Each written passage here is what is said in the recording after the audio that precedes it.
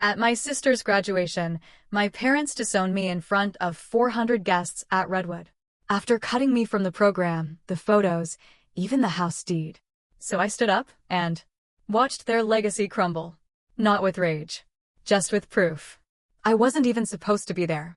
The invitation never came. But I found the date anyway. Checked the university website. Printed the map myself. I didn't arrive out of pride. I wasn't there to celebrate her. I just needed to know if they'd actually go through with it. If they'd really make me invisible.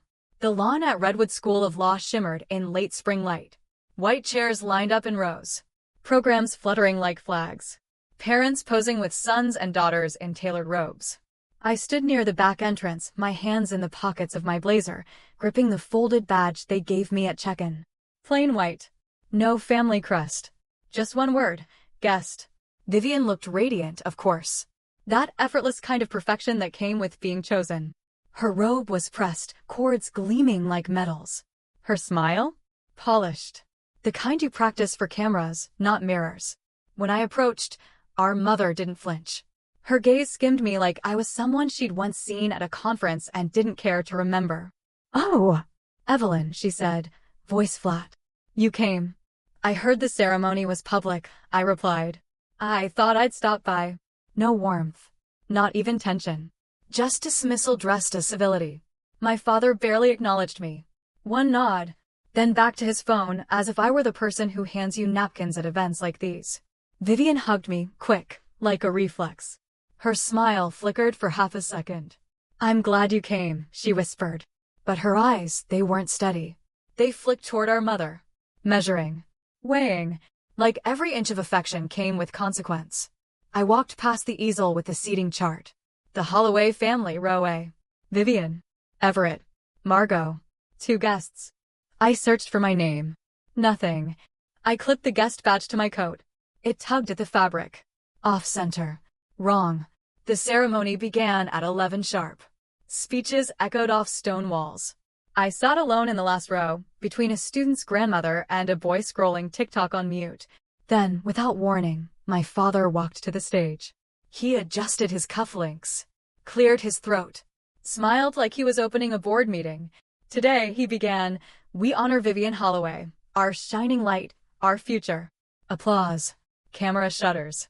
Flashbulbs. But he didn't stop there. This moment also marks a transition for our family. A shift in values. A recommitment to the legacy we uphold. I felt the air stiffen. We have made a decision, one not made lightly, to distance ourselves from anything or anyone who no longer reflects the Holloway vision. Pause. From the mic. That includes our younger daughter, Evelyn. No gasp. No whisper. Just the sound of a water bottle uncapping in the second row. And the crushing silence of everyone deciding to pretend they didn't hear what they just heard. I sat still. My face didn't move. My hands stayed folded. My chest felt like it wasn't mine. They didn't just disown me. They performed it. But they didn't realize I wasn't just sitting there to be erased. I came to witness them write me out, so I could show the world who held the original draft. They say erasure isn't always loud. Sometimes it starts in the quietest ways. With a birthday card that never arrived. With a family photo that somehow forgets where you stood. With the sentence, "Let Vivian go first, she has more potential." When I was 9, I wrote a short story that won a local prize. The librarian printed a copy and mailed it to our house. I left it on the kitchen table, hoping someone would notice. My mother tossed it out with the grocery ads. When Vivian won 3rd place in a school science fair, she got a cake with her name in gold icing and a framed certificate on the hallway wall.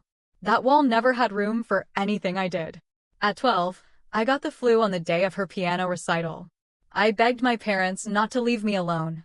My fever was spiking and the room kept spinning. My father said, "We'll be back in 2 hours. There's soup on the stove." They came home 5 hours later with flowers and videos of the performance. No one asked if I had eaten. When I got into Redwood on partial scholarship, I printed out the email and placed it on my mother's desk with a sticky note that said, "We did it." She never mentioned it. That night at dinner, she said, "Vivian's applying to St. Clair's for her master's. We're so proud of her." It was always Vivian. Always polished. Always camera ready. I didn't hate her for it, how could I? She wasn't cruel, just careful. Careful not to outshine the light that already blinded the rest of us. There were moments that chipped at me slowly. Like the time they mailed a family newsletter to donors. Our mother ran the Holloway Foundation's PR, and I was listed as currently residing in the Northeast. No name, no job title, no mention of my work with nonprofit legal clinics. Or the year they sent a holiday card with just 3 people on it. Mom, Dad, Vivian. All in red sweaters. All beaming. I recognized the background. It was our living room. The same one I decorated for them 2 days earlier. I was the one who hung the garland. They didn't forget me. They just preferred the version of our family without me. I remember sitting on the porch one Thanksgiving when I was 22. Dinner was in full swing inside, laughter, silver clinking, classical music from the stereo. I had just found out my internship funding had been pulled due to budget cuts, and I needed help covering next semester. I thought maybe, if I asked kindly, they'd consider loaning me something small, just to get through. When I mentioned it to my mother, her eyes didn't even blink. She said, maybe if you'd planned better, you wouldn't be in this position.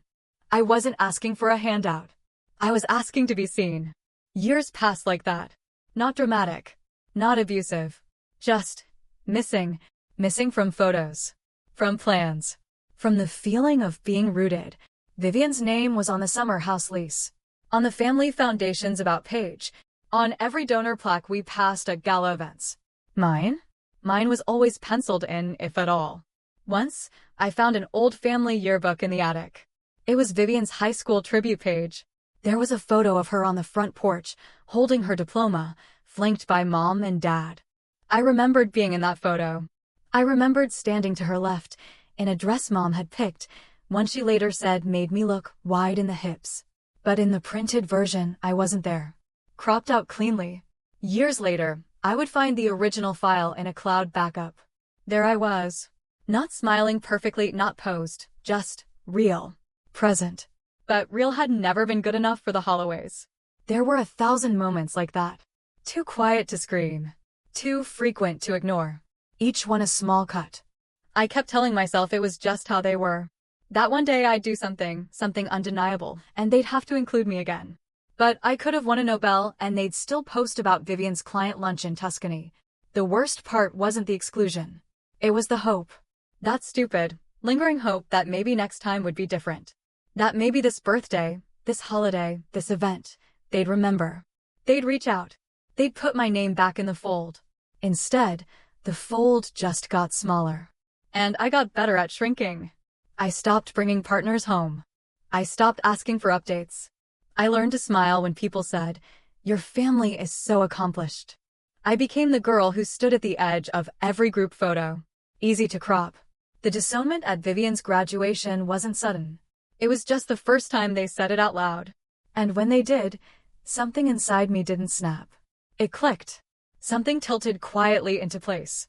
They hadn't erased me accidentally. They'd done it with intent. And what they never expected was that I'd been listening, watching, keeping every receipt. Not because I wanted revenge, but because I needed truth. Truth has a way of surviving the edit. I didn't leave the ceremony immediately. I sat through the rest of it, still and silent, as if I were part of the set. The applause, the names called, the speeches that meant nothing to me anymore. They all blurred into background static. Vivian smiled, accepted her diploma, waved to the crowd. I didn't clap. When it was over, I stood and walked slowly toward the reception tent. I don't know why. Maybe I thought there'd be a place for me. Maybe I still believed in that last sliver of possibility, that someone, anyone would say, "You're still part of us." There was a long table marked Holloway family and guests. White linen, fresh peonies, champagne flutes catching the sunlight. I scanned for my name. Vivian. Aunt Loretta. Her roommate from St. Clair's. Even some real estate associate I didn't recognize. But not me. No card. No chair. No space. I stood there for a long time, unsure of what to do with my hands. My heartbeat too slow, too loud. Every breath dragged. Someone I knew in middle school glanced up from the next table. "Oh, hey, I thought you weren't coming," she said. "Your mom told us it was just a close family thing. Just a close family thing." She smiled like that wasn't the most violent sentence I'd heard in years. I nodded, like it didn't land. Like I didn't feel it ricochet in my ribs. On the table, among the centerpiece arrangements, was a folded ivory envelope. My mother's handwriting was unmistakable. To our only daughter, Vivian, with pride, love, and legacy. That word. Only. I didn't blink. I didn't reach for it. I didn't tear it up. I just let it sit there, like a gravestone on the table where my name used to live. I turned to leave. But before I could step away, a woman brushed past me, wearing a floral dress and a polite, condescending smile. She looked at my chest, at the plain white guest badge, and said, "Oh, catering? The drinks are running low on the right side." I didn't correct her. I didn't say, "Actually, I'm the daughter you erased." I just smiled, picked up a glass of Prosecco from a tray, and kept walking. Ghosts don't speak. They hover. They watch. They slip through the cracks without sound. I didn't go home right away. I walked the streets near campus, past sidewalk cafes and graduation balloons, past proud parents taking blurry group photos and toddlers licking melting ice cream. No one looked at me. I wasn't in the frame. Eventually, I caught the last train out of town and arrived at my apartment in Somerville well past dusk. The city lights blinked through my blinds like they were trying to get my attention. But nothing felt sharp anymore. Not the betrayal. Not the embarrassment. Just a dull, heavy knowing. I dropped the guest badge on my kitchen counter. It landed upside down. Blank side up. Fitting. I opened the drawer beside the sink and pulled out a shoebox. Inside were years' worth of things they never meant for me to keep. Scanned family newsletters with my name scratched out. Holiday cards addressed only to Vivian. A picture of our beach house with my portion of the deed still unsigned. I added the ivory envelope to the pile. No rage. No shaking hands. Just finality. That night, I lay on the floor with a blanket over my shoulders, not because I was cold, but because I needed something to hold me together. I didn't cry. I'd done enough of that over the years, quiet crying, the kind you do in locked bathrooms and between subway stops. Instead, I stared at the ceiling and said it out loud for the first time. They erased me. Not forgot. Erased. With intention. With elegance. With decades of practice. And I let them. I stayed polite. Stayed out of the way. Stayed small. Because somewhere deep down, I believed I had to earn my place back. But that night, something hardened. Not into bitterness, that would have been too easy. It hardened into clarity. If I couldn't have a seat at their table, I'd stop asking. And maybe, just maybe, I'd build a better one. I didn't sleep that night. The city went quiet around 2 a.m., the usual sirens fading into soft static. I sat at my kitchen table, a cup of coffee gone cold beside me, staring at my laptop screen. My fingers hovered above the keyboard. Not typing. Not deleting. Just still. There's a certain kind of exhaustion that doesn't make you want to collapse. It makes you want to dig. And I started digging. Not with fire. With focus. Years ago, when I worked part-time at the Holloway Foundation, I was the one who helped set up the digital filing system. Shared drives, admin permissions, internal backups, all under my email. They'd never revoked access. Probably forgot I had it. Typical. They always assumed silence meant absence. That I had disappeared for good. But I hadn't. I'd just learned not to make noise unless it mattered. I clicked through folders. Donation reports. Board meeting minutes. Event photos. My name was nowhere. Except for one document. A memo from 3 years ago about streamlining public image. It read, "All future marketing materials should reflect a unified family narrative. Visual representation to focus solely on Vivian Holloway moving forward." I stared at that sentence for a long time. I remembered the photo shoot it referred to. I was there. They cropped me out before the files even hit the press. Next, I searched for the beach house. The only tangible thing my grandmother had left me in her will. I hadn't been back in years, but I remembered repainting the porch with my dad one summer, getting sea salt in my hair, laughing while he grilled salmon on the back deck. It was supposed to be split, Vivian and me. That's what Grandma Elise wrote. But then I found a file labeled Transfer Authorization, Seaside Property, Final. I opened it. There it was.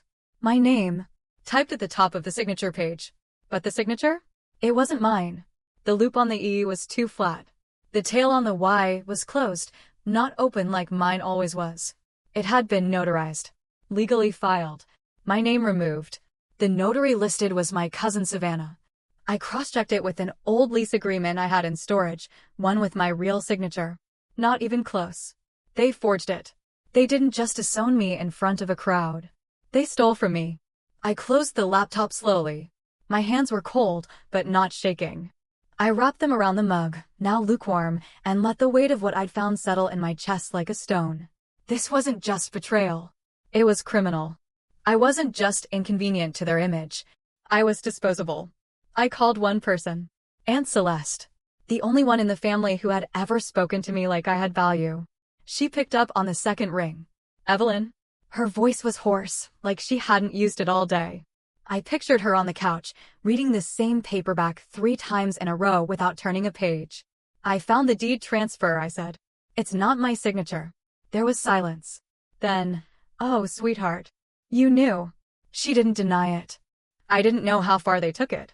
Your mother told me it was just paperwork. Something for tax simplification. Tax simplification? I repeated, stunned. She said you'd agreed. That it was mutual. That you didn't want the house. My voice caught in my throat. That place was the only part of that family that ever felt like mine. I'm so sorry, she whispered. I should have asked. I should have said something. She didn't make excuses. Just sat there with me, both of us wrapped in a silence full of regret. After the call, I didn't scream. I didn't punch a wall. I just sat down on the floor with a legal pad and a pen. It wasn't about getting revenge. It was about getting clarity. If they were going to erase me, I wanted the record to show who held the pen. I spent the next few nights cross-referencing signatures, pulling archived emails, downloading meeting notes. I created a folder on my desktop called Root. It meant return to source. Return to truth. I printed the deed transfer. The original will. Notes from board meetings. Memos that excluded me by name. All of it slid into a burgundy envelope, the one my mother once gave me for my 12th birthday, filled with stationery. On the flap, she'd written, "Always write with grace." So I did. I booked an appointment with Philip Beckett, a lawyer I'd met during a nonprofit legal workshop years ago. He didn't ask many questions. Just listened. Read. Nodded slowly. "This is more than personal," he said after a long pause. "This is a case." "I don't want headlines," I said. "I want records corrected." He smiled. "We can start there." That weekend, I attended a gala one I'd RSVP'd to months before, back when I still believed I'd be included. I wore a simple black dress and pinned a badge to my coat. It said, Evelyn Holloway, Independent Consultant. No crest. No foundation. No family label. And I was fine with that. My father raised a toast halfway through dinner. To our only daughter, Vivian. I didn't flinch. I didn't raise my glass. I just watched the people who once called me sweetheart avoid eye contact like it might burn them. It didn't hurt like it used to, because I had something they didn't. Proof. And with proof comes power. Not to destroy. To reclaim. I didn't announce anything. No angry posts. No threats. No warnings. I simply sent the envelope. Burgundy velvet, with gold trim, addressed in clean typeface. Inside, notarized affidavits, the original copy of my grandmother's will, scanned property records, metadata from altered files, and a private link to audio recordings. I hand-delivered it to Warren Bell, the family's longtime attorney, a man who'd once patted my head at a charity luncheon and called me the quiet one. When he saw me in his office, he looked up with mild confusion, like trying to place a name to a forgotten face at a funeral. "I'll need time to review this," he said cautiously. "No rush," I replied. "The evidence is patient." He turned the envelope in his hand, noting the weight of it. "Should I expect consequences?" "No," I said. "But they should." I left before he could say more. I didn't look back. The next morning, the air felt sharper. The sky clearer. It wasn't vindication. It was oxygen. I knew what I had done. And I knew what came next. I didn't need them to fall. I just needed the lies to collapse. 2 weeks passed in silence. Then, one morning, I woke to an inbox full of alerts. Missed calls. A message from a nonprofit watchdog site. Luxury charity under fire. Holloway Foundation faces audit after inheritance dispute. My throat tightened. I clicked. The article was surgical. It didn't name me, not directly, but it referenced the property, the altered signatures, the memo about visual representation. It even cited board minutes I had quietly submitted through Philip. No dramatics, just facts. The foundation scrambled. Events were postponed. Donors began pulling out quietly. A second article dropped, featuring anonymous sources from within the board, one calling the internal structure a legacy wrapped in exclusion. Then came the leaked audio. One clip. My mother's voice, cool and rehearsed. We only use Vivian's face. Evelyn doesn't reflect the image we're building. Followed by my father's chuckle. She used to read everything. The internet did what it does best. Within hours, the clip was reposted. An op-ed followed, when family becomes branding. Still, I hadn't said a word. People began to speculate. Who was the erased daughter? Was she speaking out? Why wasn't she furious? But I wasn't interested in interviews. I was busy. Busy standing outside the probate court building, filing a petition under my full legal name, Evelyn Elise Holloway. Philip stood beside me in court 2 weeks later, composed, prepared. Across the aisle, my mother sat in a tailored navy suit, jaw clenched. My father avoided eye contact. Vivian was there too, scrolling through her phone, pretending the walls weren't cracking. When the judge asked if we had exhibits to submit, Philip responded calmly. Yes, Your Honor. Exhibits A through G, financial documents, signature analysis, a prior version of the Holloway estate will, and recordings relevant to the claim of exclusionary behavior tied to trust disbursements. The courtroom was still. Philip placed the older version of my grandmother's will on the bench. It named me as co-beneficiary of the Bar Harbor property, the house that had been sold, the legacy that had been scrubbed. Callista, no, Vivian froze mid-scroll. My mother's face stayed unreadable, but her knuckles whitened around her pen. Then came the audio clip, played in court. The room didn't gasp. It wasn't that kind of twist. It just exhaled. Like something had finally been named. The judge asked a single question. Was this version of the will properly notarized? Yes, Philip said. By the same legal team the family replaced shortly after it was filed. My father mumbled something about intention, but the judge stopped him cold. Intentions are not law. Documents are. She ruled. The property shall revert to Evelyn Holloway. Trust distributions are to be frozen pending audit. Foundation activity is to be reviewed by the State Attorney General's office. Vivian stood up and left without a word. My mother tried to salvage composure, but for once, the silence didn't serve her. I didn't smile, didn't celebrate. I just breathed. For the first time in years, the breath went in all the way. Outside the courtroom, Philip asked, "You okay?" "I am now." It wasn't about the house. It wasn't even about the will. It was about never having to explain again why I was missing from the photo. Because now, the photo was incomplete without me. And they knew it. 6 months later, I stood barefoot in the center of a sunlit room that didn't exist the last time my parents said my name. The space smelled faintly of paint and cedar. The walls were still bare, but full of possibility. The floors gleamed with new polish, soft under my feet. A group of teenagers huddled near the windows, laughing over something in a sketchbook. One of them waved at me. I smiled back. This place, the Holloway Literacy and Arts Center, wasn't a headline. It wasn't even a press release. It was a choice. I'd used part of the trust funds the court restored to me to renovate the old municipal library outside Providence. It had been closed for over a decade, dust-filled and forgotten. Now it belonged to a different kind of story. A story where girls like me, invisible in their own homes, could write their names on walls no one would erase. The plaque by the front entrance was one of the few formal things I insisted on. It read, "In memory of Elise Holloway. For the granddaughters they erased, and the ones who refused to stay erased." I traced the engraving with my fingers the first day it was mounted. My grandmother wouldn't have cared about the lawsuits. She wouldn't have wanted speeches or settlements. She would have cared about the books. About the girls. About the fact that we made space where none was given. I hadn't visited her grave since the ruling. Not because I was angry, but because I knew she would have preferred this. Some stories live better when told forward, not backward. I still lived in the same apartment in Somerville.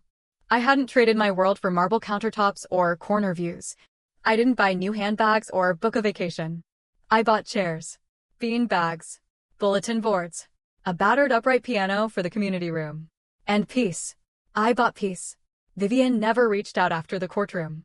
But one afternoon, a cream-colored envelope arrived with no return address.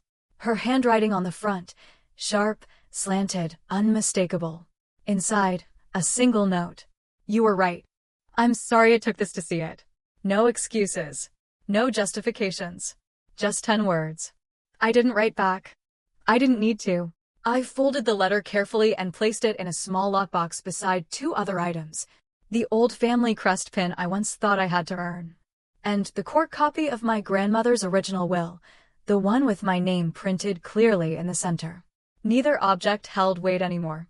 But I kept them anyway. Not as trophies. As reminders of how easy it is to believe that being chosen means being loved. And how dangerous that belief can become when you measure your worth by the invitations you receive. I don't crave their table anymore. I built my own. And I get to choose who sits at it. At the center's first poetry reading, one of the girls, Mila, 14, too shy to look people in the eye, stood up and read a poem she wrote titled Quiet Rooms. It was about the kind of silences that don't feel safe, the kind that close in on you instead of making space. After the applause, she walked over to me and held out a small craft badge she'd made. Folded paper, uneven glue lines, a cutout heart on top. This is for you, she said. Because you showed up. I knelt to her level. You made this? I asked. She nodded, smiling. It's a badge. For grown-ups who are important. I pinned it to my lapel, right over the place where the Holloway family crest used to sit, the same one I wore the day they disowned me. This one was better. Softer. Earned. After the reading, the kids munched on cookies and lemonade. Someone started playing chords on the out-of-tune piano. I sat in the back row. Not to be seen. Not to lead. Just to listen. To belong on my own terms. Forgiveness, I learned, isn't a ceremony. It's not a letter. Not a lunch invitation. Not even a verdict. It's a quiet decision to stop picking at wounds that will never scar clean. Sometimes, the most powerful closure is the kind that doesn't close anything at all, it opens. Opens space for new stories. New families. Not of blood, but of choice. A few weeks later, I walked past the Foundation's old office building. The gold plaque had been taken down. The blinds were drawn. A new sign hung in the window, for lease. I stood there for a moment, remembering how many times I'd walked past this place trying to convince myself I mattered to the people inside. Now, I didn't need to matter to them. I mattered to me. And to Mila. And to every girl who walked into our center and found her voice. I turned and kept walking, the sun warm on my shoulders, the street humming with life. No one asked where I was going. And for once, I didn't need a destination. Only direction. Only forward. Sometimes the deepest betrayal doesn't come from enemies. It comes from the people who taught you how to spell the word trust. But healing, real healing, doesn't look like revenge. It looks like choosing yourself, over and over, until it feels like home.